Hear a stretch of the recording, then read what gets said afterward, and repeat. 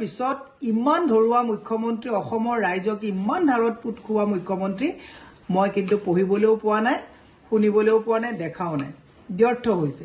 গাঁৱে গাঁৱে অলিয়ে গলিয়ে এতিয়া মই দেখিছোঁ আমাৰ এইফালেও ভাল ভাল মানুহেও বিজেপি সদস্যতা ল'বলৈ গৈছে। কিয়? তেওঁলোকক প্ৰলোভন দিয়া হৈছে যে আঁচনি দিব, ঘৰে ঘৰে পইচা সোমাব, তেওঁলোকে চৰকাৰী আঁচনি পাব। এই প্ৰলোভন কৰি ধাৰৰ ওপৰত গোটেই অসমখনক এনেকুৱা এটা পৰিস্থিতি, আমাৰ মই বিশেষকৈ মাতৃ সমাজৰ কথাই কৈছোঁ, মাতৃ সমাজেও এই যে ধাৰ হৈছে গোটেই কক বকাই থাকিবলগীয়া এটা অৱস্থা হৈছে। অসমখন যে আজি তাৰিখত শ্ৰীলংকাৰ নিচিনা এটা অৱস্থালৈ গুচি যাবলগীয়া অৱস্থা হৈছে, এই কথাটো অসমৰ মাতৃ সমাজেও বোধগম্য হোৱা নাই। আজি তাৰিখত বিজেপি যিটো মেম্বাৰশ্বিপ হৈছে, মেম্বাৰশ্বিপটোত বিজেপিক বেয়া পোৱা মানুহেও মেম্বাৰশ্বিপ লৈছে। কাৰণটো কি? কিবা পাব, কিবা পোৱাৰ যিটো প্ৰলোভন। মই মুখ্যমন্ত্ৰী হিমন্ত বিশ্ব শৰ্মাক কৈছোঁ যে স্বাধীনতাৰ পিছত ইমান ধৰুৱা মুখ্যমন্ত্ৰী অসমৰ ৰাইজক ইমান ধাৰত পুত খোৱা মুখ্যমন্ত্ৰী মই কিন্তু পঢ়িবলৈও পোৱা নাই, শুনিবলৈও পোৱা নাই, দেখাও নাই। ব্যৰ্থ হৈছে। ইয়াৰ পৰা হাৰিয়ানাত গৈ আপুনি কৈছে 500 টকাত গেছৰ চিলিণ্ডাৰ দিব, ইমান মিছা। ইয়াৰ পৰা আপুনি ঝাৰখণ্ডত গৈ কৈছে NRC আহিব, বাংলাদেশী NRC অহাৰ পিছত চব ঘূৰাই দিব। ইমান বাকী ফাঁকি মিছা প্ৰলোভনেৰে সময় নষ্ট কৰি অসমৰ ৰাইজক যে একদম বিত্তীয় সংকট অৱস্থা এটালৈকে। যোৱাকালি খবৰ এটা পালোঁ, JJMত যিমানবোৰ আমাৰ থলুৱা ঠিকাদাৰ আছে সকলোকে কামবিলাক য'ত যেনেকৈ আছে তাতে বন্ধ কৰিব দিছে। পানী পাইপ লগালে, বনাই থোৱা ৰাস্তাবিলাক খান্দি খান্দি নষ্ট কৰিলে, পানীটো ৰাইজে নাপালে, এতিয়া আধাত কাম বন্ধ কৰি থলুৱা ঠিকাদাৰবিলাক মোৰে চিনাকি কমেও 1 ডৰ্জন ঠিকাদাৰে কালি মোৰে কপালে হাত দি কৈছে যে বাইদেউ কি যে অৱস্থা হ'ল, এতিয়া আমি কেনেকৈ কি কৰিম ভাবি পোৱা নাই। পাণ দোকান দিবলগীয়া এটা অৱস্থা। যোৱাকালি আৰু এজন ঠিকাদাৰে মোক ফোন কৰি পেলাই কৈছে যে বাইদেউ কেনেকৈ চলিম, গাড়ীখন লৈ পৰিয়ালটো পূজাত লৈ যোৱা কথা চিন্তা কৰিবলৈ বাধ্য, চিন্তা কৰিব নোৱাৰা এটা অৱস্থা হৈছোঁ। মাতৃ সমাজলৈ বিনম্ৰভাৱে অনুৰোধ, ফ্ৰী খোৱাৰ যিটো প্ৰৱণতাত অসম চৰকাৰে ধাৰৰ ওপৰত ধাৰ লৈ গোটেই অসমখনক আজি বিত্তীয় সংকটৰ অৱস্থা এটালৈ লৈ গ'ল, অত্যন্ত দুৰ্ভাগ্যজনক কথা। সেয়ে মই মুখ্যমন্ত্ৰী হিমন্ত বিশ্ব শৰ্মাক কৈছোঁ, হাল এৰি শিয়াল বহুত খেদিলে, ৰাজধৰ্ম পালন কৰক।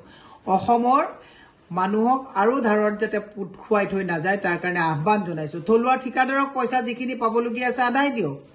এফালে ৰাস্তা গেছৰ নামত খান্দিছে, এফালে আপোনালোকে পানী পাইপৰ নামত খান্দিছে, পানীও নাই গেছো নাই, কিন্তু আপোনালোকে খান্দি খুন্দি আপোনালোকে এই ঠিকাদাৰৰ ক'ৰবাত 2-4 ঠিকাদাৰক লাভৱান্বিত কৰিবৰ কাৰণে অসমখন ধাৰুৱা কৰিছে। দুৰ্ভাগ্যজনক কথা। সেয়ে মই অসমৰ মাতৃ সমাজক হাতজোৰ কৰি অনুৰোধ জনাইছোঁ, ধাৰত ফ্ৰী ল'বলৈ গৈ যুৱ প্ৰজন্মক যাতে আপোনালোকে এটা ধৰুৱা অৱস্থাত আত্মঘাতী কৰিবলগীয়া অৱস্থালৈ লৈ নাযায় তাৰ কাৰণে আহ্বান জনাইছোঁ। আৰু বিজেপি সদস্যতাৰ নামত যিটো প্ৰলোভন দিয়াৰ আৰম্ভ কৰিছে, হিমন্ত বিশ্ব শৰ্মাই খবৰ কাগজবিলাক পঢ়িব, হিমন্ত বিশ্ব শৰ্মাই চৰকাৰী বিভাগৰ কথাবিলাক পঢ়ি পেলাই অসমখন আৰু ধাৰত দিন ভিক্ষা প্ৰাণ ৰক্ষা নিচিনা এক দিশলৈ অসমৰ জনগণক ঠেলি দিছে। আৰু যোৱা 22 দিনত 2250 কোটি টকা অসম চৰকাৰে বিভিন্ন কাম কাজৰ বাবে ঋণ ল'ব লগা এটা পৰিস্থিতি হৈছে। 2016 চনত প্ৰথমবাৰলৈ বিজেপি চৰকাৰ অহাৰ সময়ত বৰ্তমানৰ মুখ্যমন্ত্ৰী যি সেই সময়ৰ বিত্তমন্ত্ৰী আছিল, তেখেতে বিধানসভাত কংগ্ৰেছ দলক অতি কঠোৰভাৱে সমালোচনা কৰিছিল আৰু প্ৰাক্তন মুখ্যমন্ত্ৰী তৰুণ গগৈ ডাঙৰীয়াক কৈছিল যে তেখেতে 10,000 কোটি টকা ধাৰ লগাই থৈ গৈছে, যাৰ বাবে তেখেতে পুৰণা ঠিকাদাৰসকলক ধাৰ মাৰিব লাগিব, বিভিন্ন কমিটমেণ্টবিলাক মাৰিব লাগিব, সেইকাৰণে তেখেতে কোনো চৰকাৰী কামেই কৰিব নোৱাৰিব। কিন্তু এতিয়া দেখা গৈছে যোৱা সময়ছোৱাত এই বিজেপি চৰকাৰৰ প্ৰায় 8 বছৰীয়া কাৰ্যকালত 1 লাখ কোটিতকৈ অধিক ঋণ লৈছে আৰু এই ঋণৰ বোজা যে অসমৰ জনগণৰ ওপৰত পৰিব সেয়া নিশ্চিত।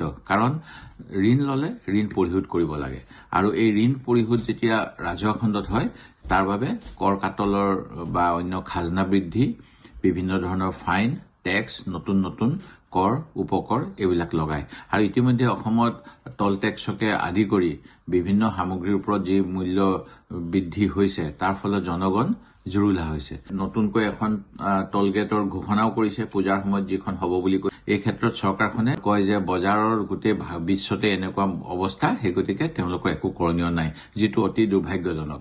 আৰু অসমৰ কেতবোৰ আমাৰ উন্নয়নৰ বাবে যিবিলাক তথ্যৰ ভিত্তিত বাজেট প্ৰস্তুত কৰা হয়, সেই ক্ষেত্ৰত কেতবোৰ ক্ষেত্ৰত অসমৰ যোৱা সময়ছোৱাত বৰ্তমানৰ মুখ্যমন্ত্ৰীজনেই অন্যতম এজন শক্তিশালী কংগ্ৰেছ চৰকাৰৰ দিনৰো মন্ত্ৰী হৈ থকা কালত কেতবোৰ বিভাগত তেখেতে পাৰদৰ্শিতা দেখাব পৰা নাছিল।